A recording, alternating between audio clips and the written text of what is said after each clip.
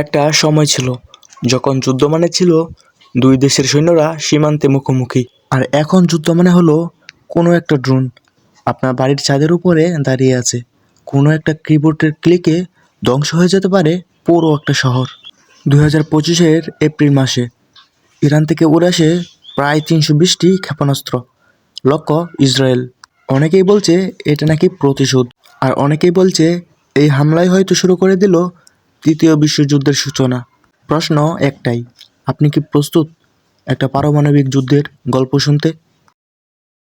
একটি দেশ যার দাবি সে মধ্যপ্রাচ্যের প্রতিরক্ষার দেয়াল, অপরদিকে আরেকটা দেশ সে বলছে সেই দেয়ালটাই পুরো অঞ্চলকে নরকে পরিণত করেছে।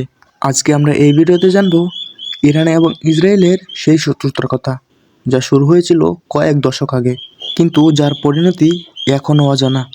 এই যুদ্ধ রকেট কিংবা মিসাইলের নয়, এই যুদ্ধ গোয়েন্দা সাইবার হামলা এবং প্রক্সি যুদ্ধের খেলা। সালটা 1979 সালের আগে। ইরান ছিল পশ্চিমা বিশ্বের ঘনিষ্ঠ বন্ধু। ইসরায়েল এবং ইরানের মধ্যে কূটনৈতিক সম্পর্ক ছিল, বাণিজ্য ছিল, এমনকি ইসরায়েল ইরানের থেকে তেলও আমদানি করত। কিন্তু 1979 সালে ঘটে এক ঐতিহাসিক পরিবর্তন। ইরানে ইসলামী বিপ্লব, আয়াতুল্লাহ খামেনি ক্ষমতায় আসেন, আর তখনই শুরু হয় দুই দেশের সম্পর্কে ভাঙ্গন। খামেনি সরাসরি বলেন, ইসরায়েল হলো মধ্যপ্রাচ্যের ক্যান্সার। তার এই বক্তব্য ছিল শুধু রাজনৈতিক না, বরং এক আদর্শিক ঘৃণার, যা এখনও বহমান চলেছে।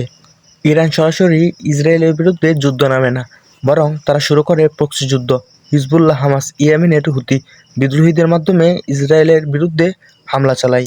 অন্যদিকে ইসরায়েল একটার পর একটা হামলা চালায় সিরিয়া ও লেবাননে, যেখানে ইরানি মিলিশিয়া বা অস্ত্র ডিপো থাকার অভিযোগ ওঠে। 2006 সালে লেবাননে ইসরায়েল ও হিজবুল্লাহ মধ্যে 34 দিনের যুদ্ধ হয়। এই যুদ্ধে হিজবুল্লাহর পিছনে ছিল ইরানি অর্থ, অস্ত্র আর প্রশিক্ষণ। 2006 সালে এক রহস্যময় কম্পিউটার ভাইরাস স্টুক্সনেট ইরানের পারমাণবিক প্রোগ্রামকে বিশাল ক্ষতি করে। পরে জানা যায় এটি তৈরি করেছিল ইসরায়েলের গোয়েন্দা সংস্থা মুসাদ এবং মার্কিন সিআইএ। এরপর একে একে ইরানের শীর্ষ নিউক্লিয়ার বিজ্ঞানী ফখরি জেদাহ সহ বহু কর্মকর্তাকে হত্যা করা হয়। কেউ মুখে না বললেও সবাই জানে এই কাজ কারা করেছে। ইসরায়েলের সবচেয়ে বড় ভয় হলো ইরান যদি পারমাণবিক বোমা বানিয়ে ফেলে। যদিও ইরান বলছে তাদের নিউক্লিয়ার প্রোগ্রাম শান্তিপূর্ণ, কিন্তু ইসরায়েল তা বিশ্বাস করে না। তারা বারবার হুমকি দিয়েছে প্রয়োজনে তারা একাই ইরানের নিউক্লিয়ার স্থাপনায় হামলা চালাবে। 2024-25 সালে এই সংঘাত নতুন মোড় নেয়। গাজার যুদ্ধ, হুতিদের হামলা, সিরিয়ার ইসরায়েল স্ট্রাইক, সবকিছুর পেছনেই ইরানকে দায়ী করা হয়। ইসরায়েল এখন একাধারে গাজা, লেবানন, সিরিয়া সব দিকেই চাপের মুখে, আর ইরান, যার সরাসরি সেনা এই যুদ্ধে নেই, তবুও সবখানেই তার ছায়া। প্রশ্ন হলো, এই দ্বন্দ্ব কি সত্যি যুদ্ধ পর্যন্ত যাবে, নাকি এই ছায়াযুদ্ধই চলতে থাকবে?